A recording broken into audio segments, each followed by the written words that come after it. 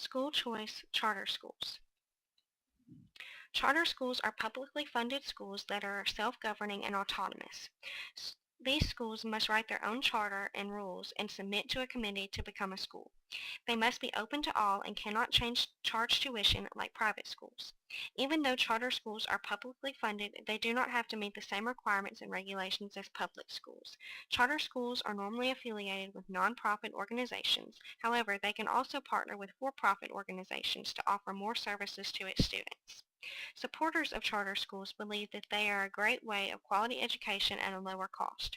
These schools in low socioeconomic neighborhoods provide students who do not have the choice for a quality education from the public school system with the opportunity to switch to a better environment at no extra cost. Also, charter schools are a great example of schools fitting the students. Charter schools can specialize in certain areas such as math and science because they are not bound by all of the same regulations as public schools.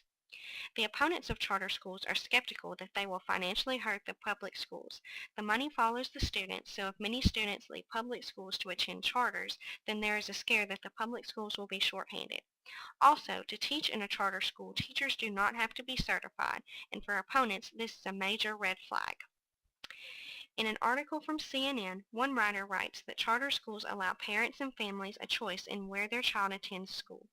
Charter schools are open to everyone, so families and communities with charter schools can send their child to a school that helps their child meet his or her full potential. In another article from Fox News, one writer talks about how it takes a community to support a student and even more a school.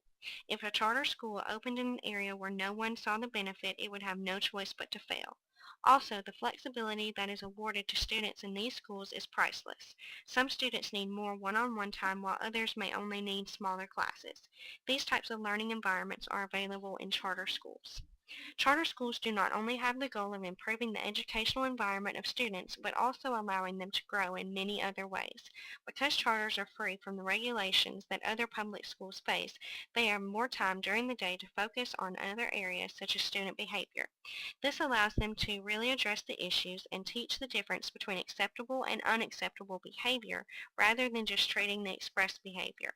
In return, this helps students improve their overall behavior. The most improvements shown in charter schools are in those located in impoverished and urban areas. This is because they have the most room for improvement.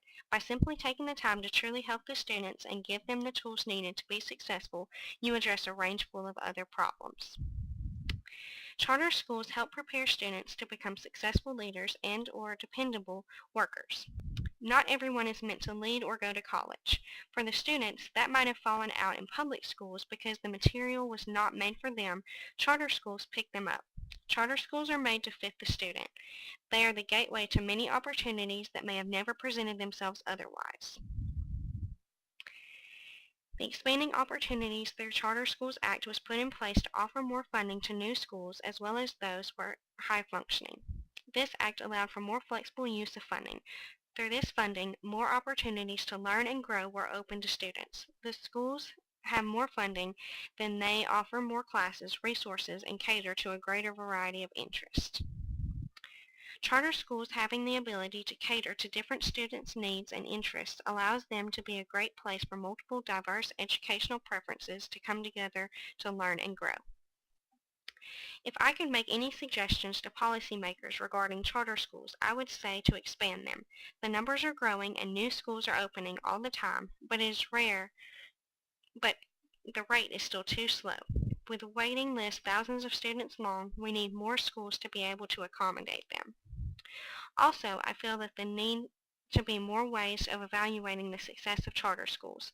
Some of the schools are highly specialized and their students are learning more in other areas than they are in the core areas. Creating some other standards that accounts for these differences would be one step closer to truly evaluating what students learn and know. To sum up this presentation, remember that charter schools are the opportunity for all students to become equal in learning. Parents and families have a voice in the education of their children receive, and the flexibility awarded to the students not only deepens their learning environments but also opens doors to their future.